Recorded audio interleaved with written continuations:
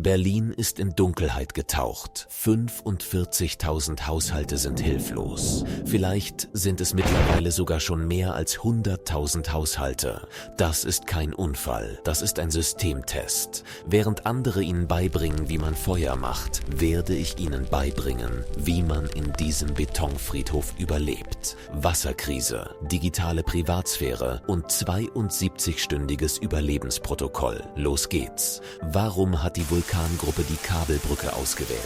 Weil sie die Hauptschlagader der Stadt ist. Wissen Sie, warum das Wasser abgestellt wird? Das hat mit Hydrophoren und Druckdynamik zu tun. In Betonklötzen wie Berlin wird Wasser nicht durch die Schwerkraft, sondern durch elektrische Pumpensysteme, Hydrophoren, bewegt. Der Druck des aus dem städtischen Netz kommenden Wassers reicht in der Regel nur für die Erdgeschosse oder niedrige Gebäude aus. In Gebäuden mit 4 oder mehr Stockwerken werden Hydrophoreinheiten im Keller der Gebäude verwendet, um das Wasser in die oberen Stockwerke zu pumpen. Diese Einheiten werden vollständig mit Strom betrieben. Im Falle einer Sabotage fallen diese Pumpen aus. Der in den Rohren verbleibende Restdruck versorgt sie noch einige Stunden lang mit Wasser. Wenn jedoch ihre Nachbarn in Panik geraten und die Wasserhähne aufdrehen, ist auch dieser letzte Druck im System aufgebraucht. Sie sollten sich nicht erst dann mit Wasser eindecken, wenn es noch fließt, sondern in den ersten 30 Minuten, in denen der Druck zu sinken beginnt. Wenn das Wasser ausfällt, bleiben Sie nicht nur ohne Wasser, sondern auch ohne den Druck, der die Abfälle aus dem Abwassersystem entfernt. Dies ist eine moderne Einladung für mittelalterliche Krankheiten wie Cholera in der Stadt. Jetzt müssen Sie schnell Folgendes tun. Schließen Sie alle Wasserhähne, sobald der Druck abfällt. Sie müssen das in den Rohren verbleibende Restwasser schützen, damit keine Luft eindringen kann. Füllen Sie nicht die Badewanne, sondern Eimer. Die Badewanne hat eine große Oberfläche, sodass das Wasser schnell verdunstet oder verschmutzt. Bewahren Sie Wasser in verschlossenen Behältern vor Licht geschützt auf.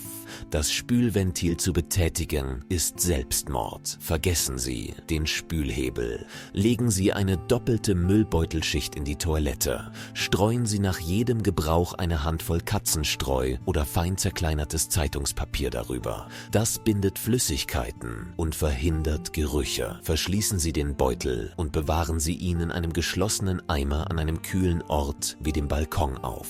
Dies ist die einzige Möglichkeit, in Ihrem Zuhause eine hygienische Oase zu schaffen, wenn es in der Stadt zu einem Abwasserausbruch kommt. Wie können Sie verdächtiges Wasser aus den Berliner Straßen oder aus dem Wasserhahn trinkbar machen? Hier ist die Schritt-für-Schritt-Anleitung. Mechanische Filterung, Vorreinigung. Lassen Sie das Wasser unbedingt durch einen groben Filter, Kaffeefilter, sauberes T-Shirt oder Mulltuch laufen, bevor Sie es in die Tablette geben. Die Sedimente im Wasser bilden eine Rüstung, in der sich Bakterien vor Chemikalien verstecken können. Vorrangiges Abkochen. Wenn Sie über Energie, Gaskocher verfügen, sollten Sie das Wasser vor der chemischen Behandlung abkochen. Bei einer Höhe von Berlin werden durch 1 Minute langes Kochen alle biologischen Krankheitserreger abgetötet.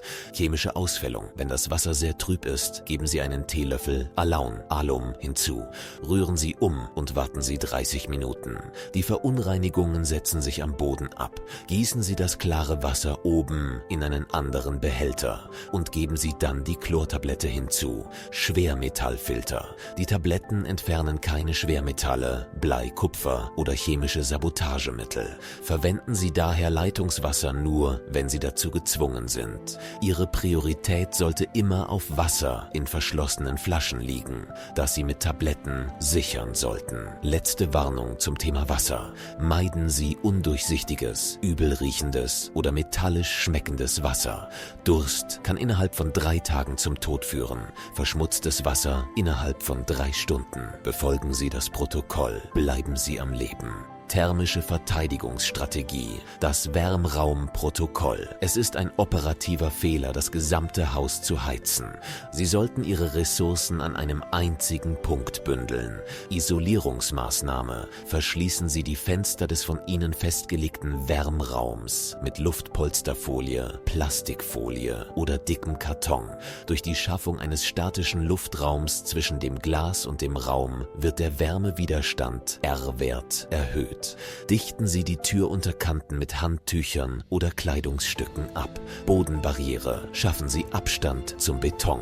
Wenn Sie auf dem Boden schlafen müssen, legen Sie unbedingt Styropor, dicke Pappe oder mehrere Decken darunter. Lassen Sie die Wärme nicht in den Boden entweichen. Verwendung einer Rettungsdecke: diese Silberfolien sind ein Wunder, müssen aber richtig verwendet werden. Sie sollten keinen direkten Kontakt mit Ihrem Körper haben, sondern über eine Schicht Kleidung gewickelt werden. Sie reflektieren 90% Ihrer durch Strahlung abgegebenen Wärme zurück zu Ihnen. Außerdem können Sie sie an die Decke Ihres Bettes oder Zeltes hängen, um zu verhindern, dass die Wärme nach oben entweicht. Biologisches Wärmemanagement, Schichtenprotokoll: bauen Sie Ihren Körper wie eine thermische Festung auf. 3 dünne Schichten sind effektiver als ein einziger dicker Mantel. Basisschicht, Base Layer: synthetische oder Merino-Wolle-Unterwäsche, die den Schweiß vom Körper ableitet. Vermeiden Sie Baumwolle, da diese sehr lange zum Trocknen braucht und sie frieren lässt, wenn sie nass wird. Isolationsschicht: Vlies- oder Daunenjacken, die die Körperwärme speichern. Außenschicht: Windjacken, die den Luftstrom unterbrechen. Letzte Warnung des Kommissars: wenn Unterkühlung einsetzt, hört Ihr Gehirn auf, logisch zu denken. Taubheit in den Fingerspitzen, starkes Zittern und das darauf folgende plötzliche Wärmegefühl sind eine tödliche Täuschung. Wenn das Zittern aufhört, bedeutet dies, dass Ihr Körper aufgegeben hat.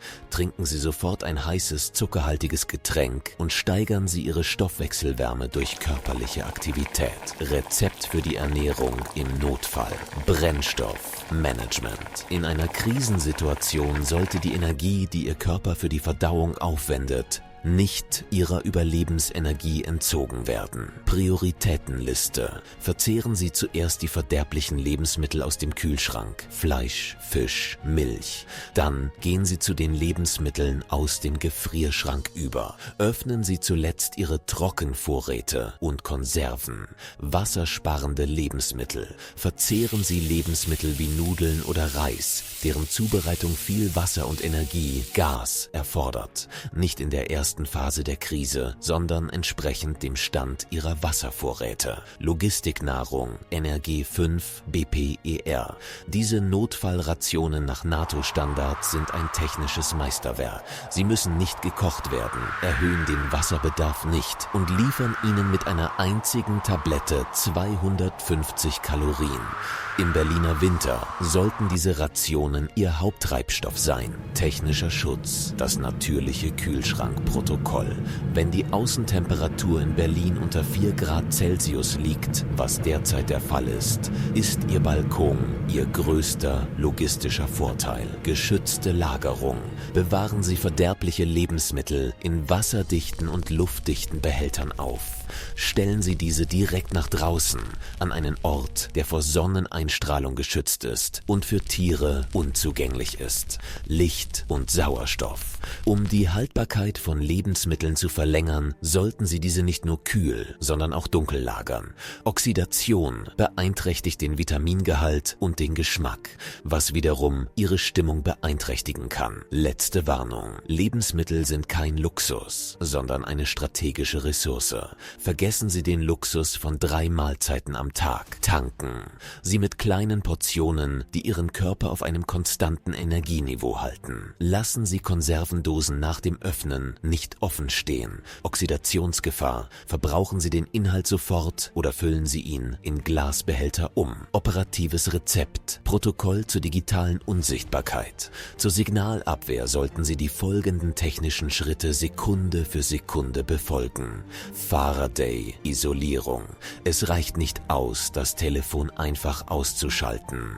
Wickeln Sie das Gerät mindestens 3-mal fest in Aluminiumfolie ein oder legen Sie es in eine professionelle Faraday-Tasche. Dadurch wird der Ein- und Austritt elektromagnetischer Wellen physikalisch verhindert. EMI-Abschirmung, Flugzeugmodus und GPS-Realität. Bei vielen modernen Geräten kann die Bluetooth- und WLAN-Suche auch bei aktiviertem Flugzeugmodus im Hintergrund weiterlaufen. Außerdem ist GPS ein passiver Empfänger, der Standortdaten sammelt und an die Zentrale meldet, sobald eine Verbindung zum Netz besteht. Daher ist das vollständige Ausschalten des Geräts die einzige technische Lösung. SMS-Priorität. Wenn Sie kommunizieren müssen, führen Sie keine Sprachanrufe durch. Sprachanrufe erfordern ein stabiles Signal und eine hohe Bandbreite. SMS hingegen funktionieren mit der Store-and-Forward-Technologie, speichern und weiterleiten. Selbst wenn das Signal am schwächsten ist die Wahrscheinlichkeit, dass sie als kleines Datenpaket übertragen werden, um 90% höher. Zeitfensterstrategie befolgen Sie die folgenden Regeln, um Ihre digitale Signatur zu minimieren. Synchronisation. Vereinbaren Sie dies im Voraus mit Ihrer Familie. Die Telefone werden nur morgens um 8 Uhr und abends um 20 Uhr für jeweils nur 5 Minuten eingeschaltet. Schnelle Datenübertragung. Senden Sie Ihre Nachricht, sobald Sie das Gerät einschalten. Empfangen Sie die eingehenden Informationen und schalten Sie es sofort wieder aus und legen Sie es zurück in die Folienisolierung. Analoge Sicherung. Verlassen Sie sich nicht auf digitale Karten. Führen Sie eine physische Karte von Berlin und einen analogen Kompass mit sich. Operatives Rezept, Kommunikations- und Moralprotokoll. Analoge Informationsquelle. Halten Sie in Ihrem Haus unbedingt ein batteriebetriebenes oder kurbelbetriebenes Radio bereit. Bewahren Sie Ersatzbatterien nicht im Gerät, sondern daneben auf, wegen der Gefahr des Auslaufens. Familienkommunikationsplan. Legen Sie im Voraus fest, wo Sie sich mit Ihrer Familie treffen und wie Sie sich gegenseitig Zeichen geben, wenn die Telefone nicht funktionieren. Farbige Zettel, die an die Fenster gehängt werden. Zambé-Grün, Coin, uns geht es gut. Rot, wir brauchen Hilfe, sind ein stilles Kommunikationsmittel. Schaffen Sie Routine. Unsicherheit ist demoralisierend. Auch wenn Sie sich in völliger Dunkelheit befinden, sollten Sie Ihre Essenszeiten, Ihren Schlafrhythmus und Ihre täglichen Aufgaben, Wasserkontrolle, Energieverwaltung, in einem Zeitplan festhalten. Disziplin ist das Gegenmittel gegen Panik. Letzte Warnung des Kommissars. Das Rauschen aus Ihrem Radio ist besser als Stille. Stille bedeutet Ungewissheit und Ungewissheit bedeutet Angst. Lassen Sie sich nicht von Angst beherrschen. Sie sind hier, um dieses System zu beherrschen. Panikmanagement. Disziplin ist die einzige Grenze zwischen Opfer und Überlebendem. Technische Anleitung. Wie benutzt man eine Energiestation? Es reicht nicht aus, das Gerät zu besitzen. Man muss es als System verwalten. Wärmeisolierung. Legen Sie die Batterie niemals direkt auf nackten Beton, da dies zu einer Wärmebrücke führt, wodurch die Energie in den Boden entweicht. Legen Sie eine Pappe oder Styropor darunter. 20 bis 80 Regel.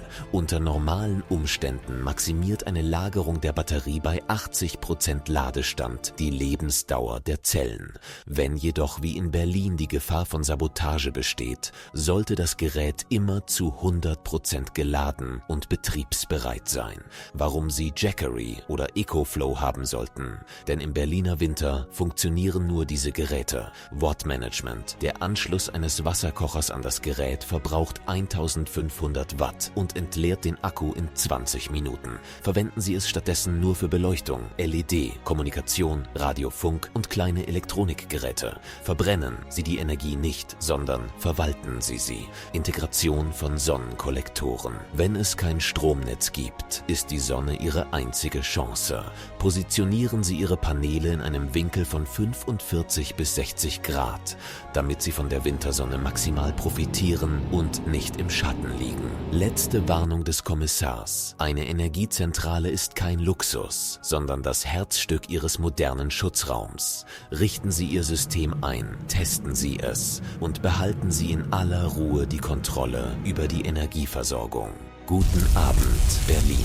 Die tiefe Stille, die derzeit in den Straßen Berlins herrscht, ist eigentlich der lauteste Vorbote des herannahenden Sturms.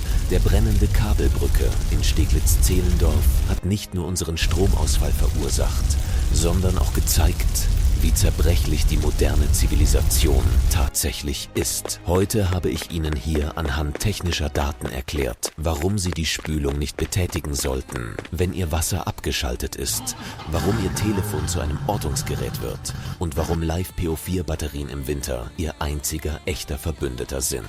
Diese Informationen sind keine Empfehlungen, sondern die schmale, scharfe Grenze zwischen Opfern und Überlebenden in dieser eisigen Dunkelheit Berlins. Wenn das System zusammenbricht, ist es keine Strategie, darauf zu warten, dass der Staat vor ihrer Tür steht, sondern ein Glücksspiel.